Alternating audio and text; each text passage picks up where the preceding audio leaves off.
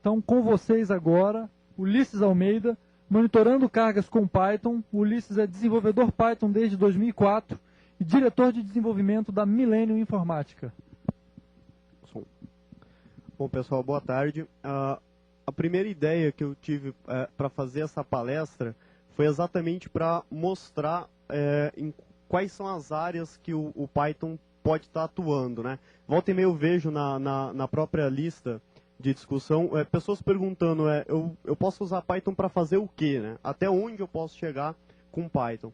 Então, isso daí foi um cliente, ele chegou para mim, ele precisava, na verdade é parceria entre duas empresas, o desenvolvimento, né?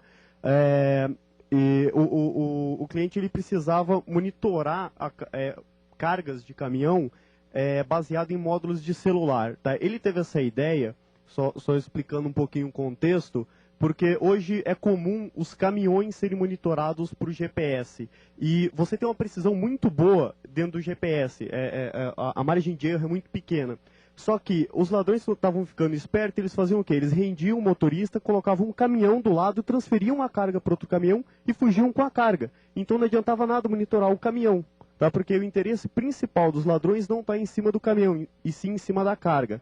A ideia dele é esconder um módulo desse dentro da carga, que se o cara transferir essa carga para qualquer outro lugar, o módulo vai junto, vai estar escondido. Normalmente é uma pessoa só da empresa que está fazendo monitoramento, que sabe onde está essa carga realmente, ou duas pessoas, uma do ponto origem, outra do ponto destino, e a ideia era essa. Tá? Então, os requisitos, assim, a grosso modo, do projeto, era fazer com que o sistema conseguisse se comunicar com esse módulo através de SMS, tá? Ele não é um celular comum, ele é um celular, ele tem toda a comunicação de celular, mas ele não tem teclado, ele não tem display, ele não tem nada. Ele só sabe receber uma SMS bem padronizada e ele responde essa SMS com as informações que a gente precisa, que é o código de cada antena que ele está conseguindo encontrar, tá? A partir da hora que a gente tem esses códigos, a gente precisa determinar qual é a área provável de localização. Nesse tipo de monitoramento, a precisão é bem menor, tá? Mas já é interessante porque você diminui a chance de você perder a carga. Então, o que acontece é que, quando a gente tem essa informação do código das antenas, a gente faz um questionamento para a operadora de celular de aonde fica essas antenas, tá? E a operadora de celular vai responder para a gente utilizando coordenada geográfica, certo? Então a gente precisava determinar a área provável de localização. E como as pessoas que iam estar monitorando isso são pessoas que não têm um conhecimento muito grande, são monitoradores mesmo, a gente precisava obter o mapa da região e pintar essa localização provável no mapa, para facilitar para o usuário essa monitoração, tá? Inicialmente, o prazo de desenvolvimento para esse sistema era de 2 meses. Isso até me preocupou um pouco.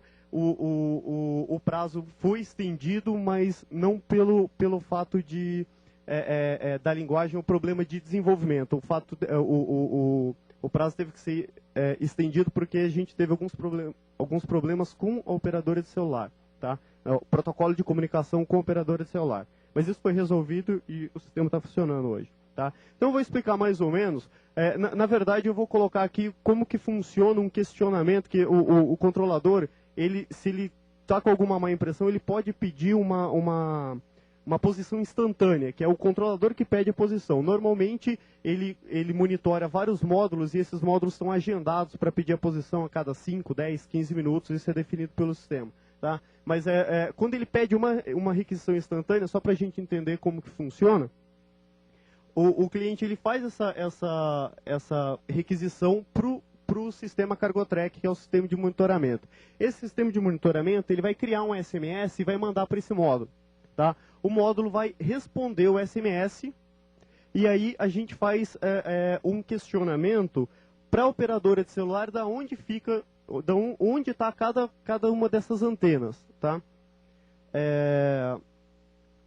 Quando a operadora de celular responde, a gente tem que calcular qual é a área provável já, por coordenada geográfica. Quando a gente tem esse cálculo, a gente tem como pegar o centro dessa informação, o centro do mapa.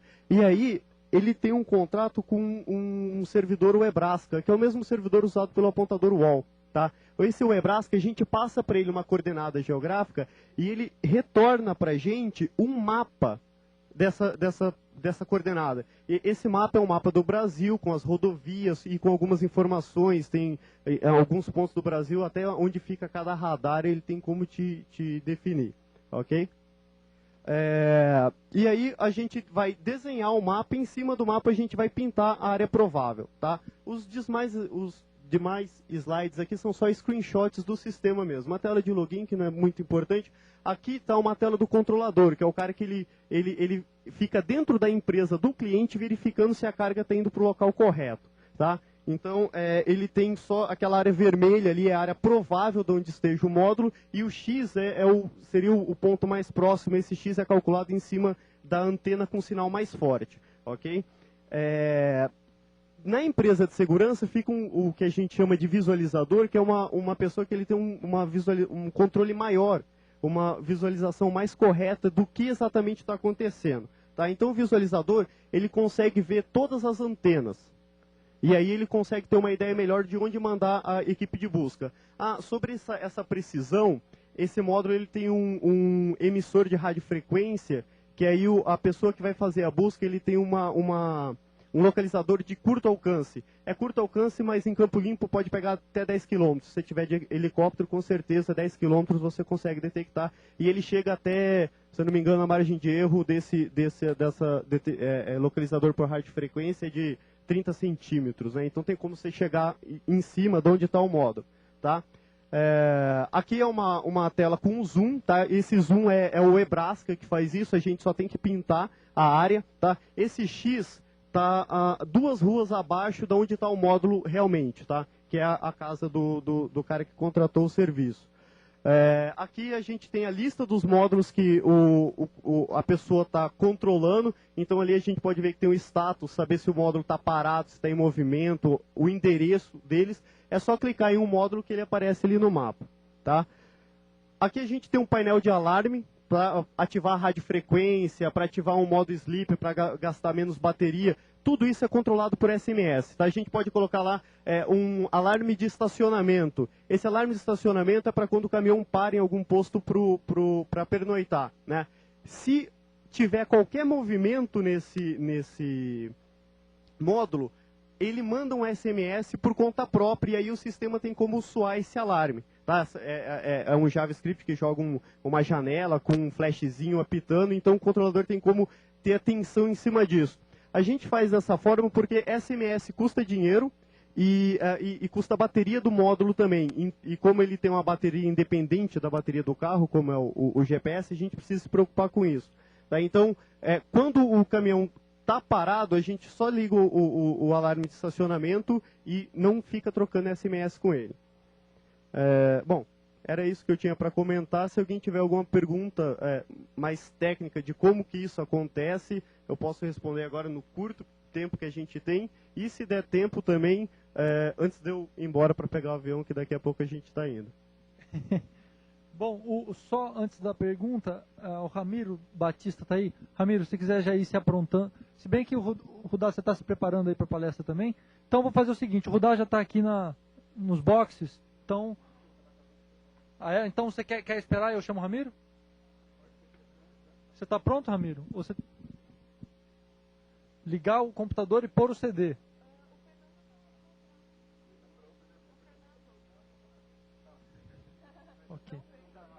Ok, então enquanto vai rolando a logística, tá? Alguém tem alguma pergunta para o Ulisses? Tem uma pergunta lá e o Ramiro também tem uma pergunta. Então, vou começar por aqui, enquanto você vem se aproximando aí, você entra na sequência. Tudo bom, Ulisses? São 2 perguntas, na verdade. Que bibliotecas você utilizou para fazer isso, né? E esses equipamentos foram vocês que produziram, ou quem é que fabrica? Você diz o módulo? Isso. O módulo, eu não tenho certeza, mas se eu não me engano é um módulo importado da Alemanha. Tá? Sobre as bibliotecas, na verdade, eu fiz isso meio que na correria, o prazo era muito curto, eu não tive tempo para estudar nenhum tipo de framework, então eu utilizei o meu conhecimento que eu tinha de CGI para fazer sistema web. Foi um dos primeiros sistemas web que eu fiz, tá? Então eu fiz CGI, para trabalhar com a imagem eu usei Pil, tá? Eu crio várias camadas e aí mesclo elas para desenhar só a área em comum. E para troca de SMS, a gente tinha a opção ou de usar um modem celular acoplado no servidor, ou utilizar a própria operadora. A gente achou mais fácil, e até para descomplicar, usar a própria operadora. Então a operadora dá um canal para a gente, através de HTTPS, para a gente acessar e mandar esse SMS, via URL mesmo. Então eu uso a URL lib simples. Eu uso a URL lib, ela manda, a operadora manda o SMS, que é praticamente instantâneo, e quando o módulo responde, ele vai responder para o número da operadora. Tá? Não é nem um número de celular, é um número de 4 dígitos só. A operadora pega esse texto e devolve para a gente numa URL também. Então eu tenho um CGI que fica só recebendo essas mensagens e jogando para um banco. E aí eu fico analisando toda hora esse banco. Se tiver algum evento novo, eu mostro para o usuário. Agora a pergunta do Ramiro. Olha, a única operadora de celular no Brasil que oferece esse serviço hoje é a Claro. Tá?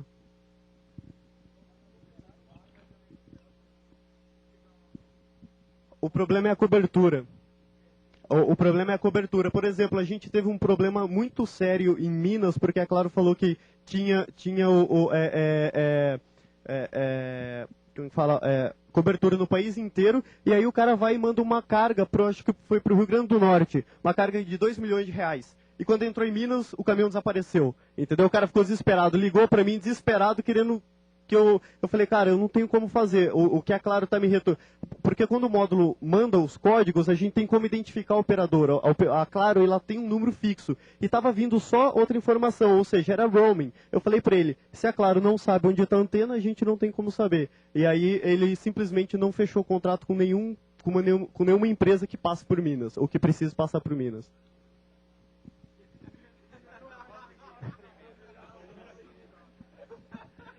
A minha pergunta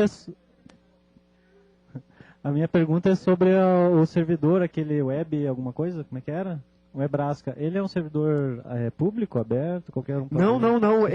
Isso é um serviço pago. O cliente ele tem um contrato mensal e também através de URL. Eu mando uma URL falando qual é, através de parâmetro de URL, qual é a coordenada geográfica que eu quero, qual o tamanho, qual é o nível de zoom que eu quero, e ele me devolve um XML falando algumas informações como nome da rua, eu não sei se vocês viram, tem o nome da rua ali, qual cidade, estado, e aonde está o GIF. Aí eu faço uma outra, eu abro uma outra chamada de URL, onde eu puxo esse GIF para a máquina, e aí é que eu vou tratar ele. O mais interessante é que isso apesar de ser essa troca de informação, a partir da hora que eu tenho a informação de aonde estão as antenas, eu cheguei a ficar preocupado, na minha máquina chegou a demorar 15 segundos para montar essa imagem, tá? Eu fiquei preocupado com isso porque era um tempo considerável. Usando o Psycho eu consegui diminuir esse tempo, só que a imagem ainda gerada, a imagem do PIL, esse GIF era grande, e aí com um comando externo eu consegui otimizar mais ainda o GIF e aí passou a ficar uma velocidade aceitável.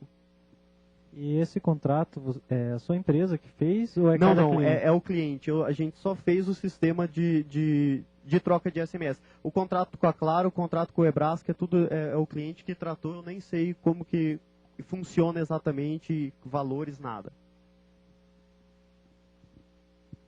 Olha, eu não lembro agora, mas deve ter baixado para uns 5 segundos no máximo.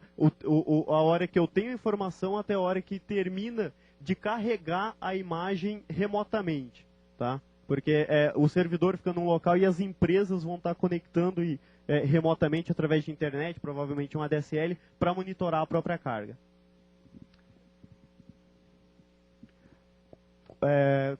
Você fala a posição? Olha, o tempo mínimo é 5 minutos de intervalo quando você agenda para ficar monitorando uma viagem. Só que a hora que o cara pede uma posição instantânea, ele precisa de uma velocidade um pouco maior. Por exemplo, ele está lá monitorando, a cada 20 minutos chega uma posição.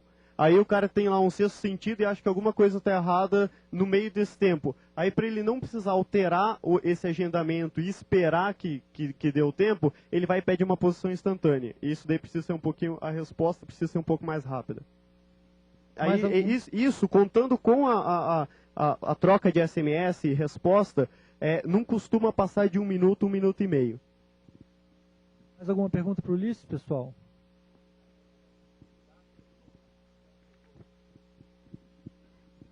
A pergunta é se o sistema detectou algum roubo. Teve uma bastante interessante, que foi uma viagem para o sul, que o caminhão ficou umas 4 horas parada numa cidade, eu não lembro agora exatamente qual foi, e o dono, ele está em fase finais de teste, né? E o dono do sistema, ele estava monitorando a carga através do sistema dele e o caminhão através de um sistema de um amigo dele que estava monitorando o caminhão. E quando saiu dessa cidade, a carga foi embora e o caminhão ficou. Ele desesperou, ligou para mim, eu falei, não, tá tudo certo, é isso mesmo. Ele ligou pro cara e aí falaram que realmente houve uma troca no caminhão. Então o sistema funcionou já, simulado, mas funcionou. Eu não sei se foi para testar mesmo que o pessoal fez essa troca de caminhão.